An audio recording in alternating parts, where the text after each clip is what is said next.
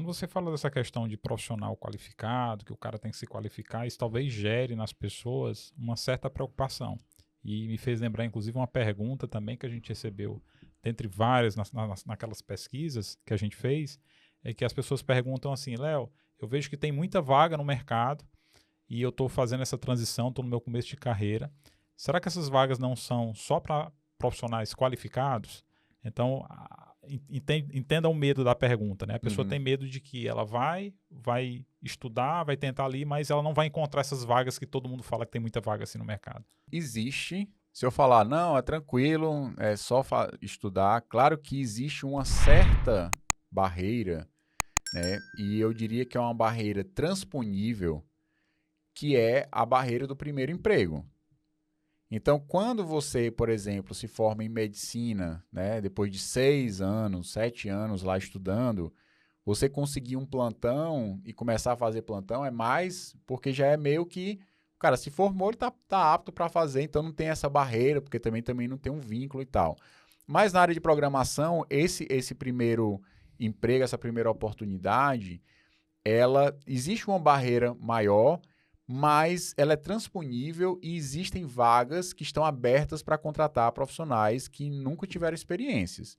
Não é todas as vagas, ou seja, você tem sei lá, de 100% das vagas, você tem um percentual grande de vagas que exigem uma experiência e vai ter um outro percentual que não exigem.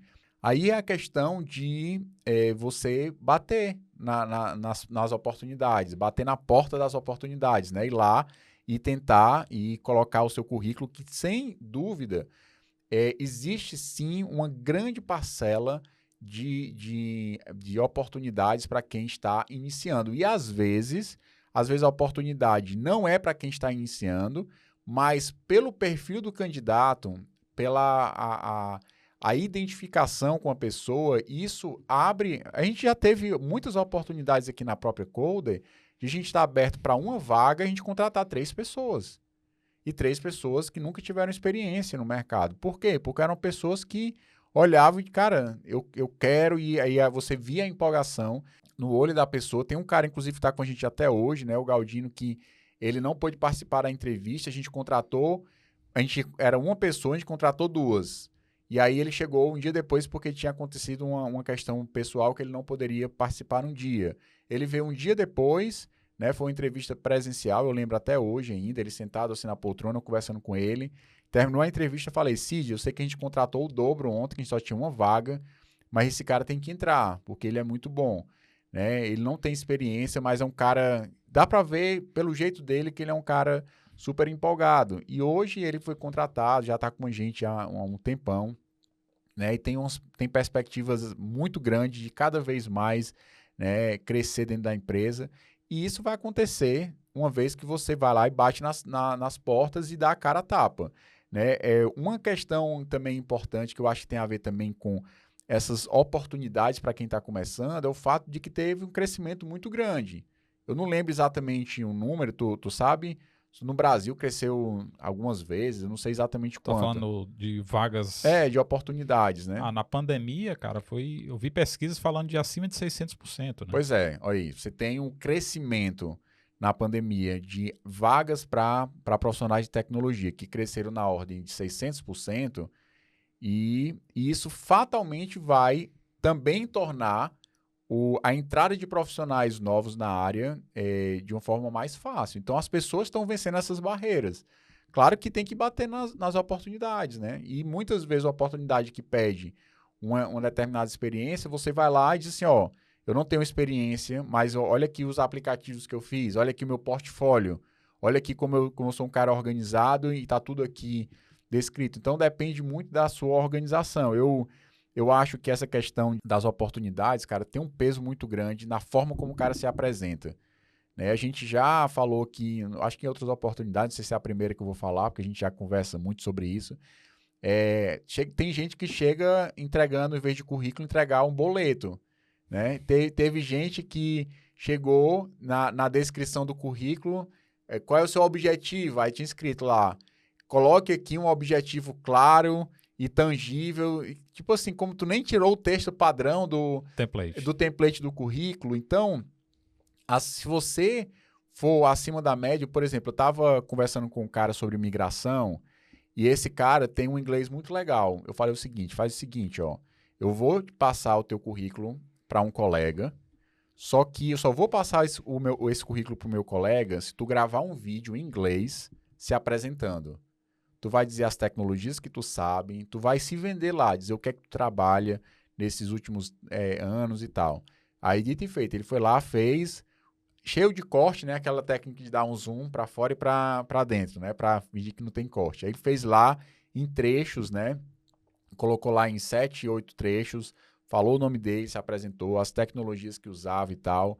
Aí, beleza, peguei lá o vídeo, passei o link do vídeo para esse meu amigo, passei o currículo, e isso impressionou, porque ele não tinha recebido um vídeo de outra pessoa. Quando ele vê o cara na frente da câmera falando, se expressando em inglês e o currículo dele não tinha grandes experiências, foi trabalhar num cargo importante e tal, com responsabilidades, mas não tinha ainda a experiência para o cargo, mas o fato dele ter se apresentado de uma forma interessante fez com que ele conseguisse o emprego, e conseguindo o emprego, hoje já subiu duas vezes já foi reconhecido lá, super elogiado, e você se capacita dentro do processo. Então, sim, há vagas para programadores iniciantes, sim, existe uma barreira inicial que é super transponível, que as pessoas vão conseguir passar, e o fato de ter crescido muito torna o processo de entrada no mercado mais fácil. Eu diria até que essa barreira que você fala aí é uma barreira não inerente a um profissional de programação, mas é uma barreira inerente a qualquer outra profissão. Sim. Todo mundo que, eu sou administrador de empresa, eu sou contador, eu sou engenheiro, todo mundo quando vai atrás do primeiro emprego, você vai ter algumas barreiras. Sim.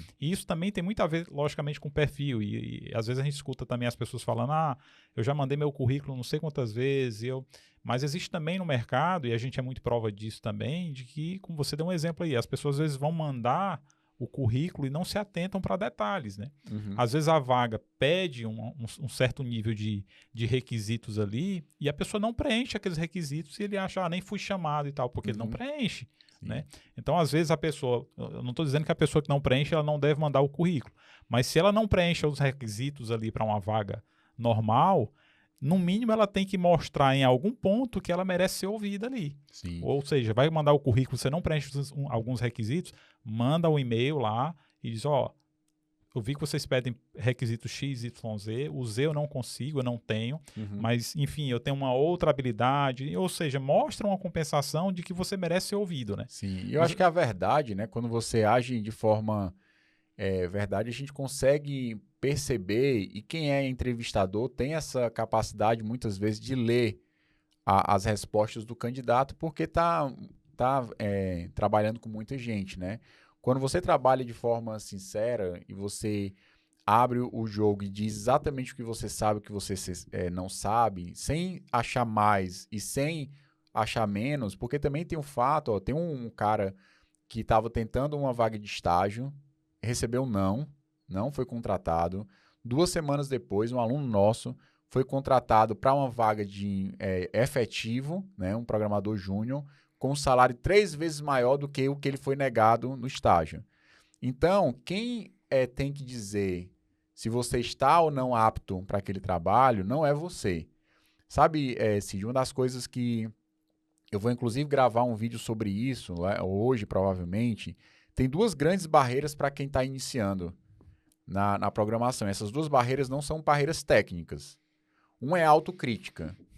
Porque quando você está começando uma área, você está migrando para uma área, você é um iniciante naquela área. E às vezes o cara estava acostumado a ser um cara já mais experiente em outra.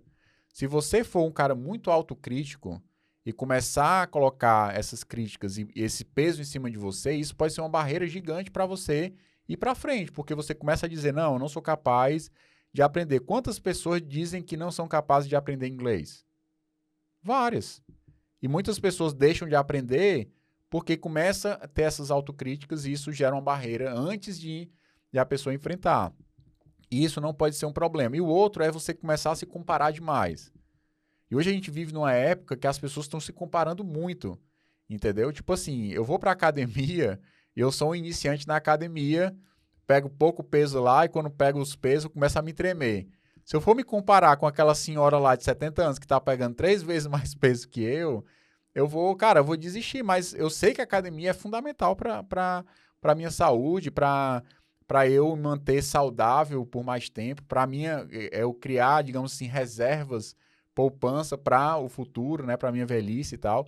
Então, se eu ficar me comparando, e hoje a gente está numa sociedade de TikTok, de Instagram, que é tudo muito filtrado, né, cheio de máscaras e tal, e as pessoas ficam se comparando com isso. Então, você pode se inspirar nas pessoas e não ficar se comparando, porque ali tem uma história por trás. Às vezes aquela pessoa teve a possibilidade de estudar 8 horas por dia e você só tem 2. E aí o cara migrou, por exemplo, de área em 10 meses e você já está 11 meses e ainda não se sente preparado. Mas não é uma questão de comparação, é uma questão de você entender cada um tem a sua história. Então, se você ficar muito crítico, você acaba tendo problemas e você também começar a se comparar demais, né?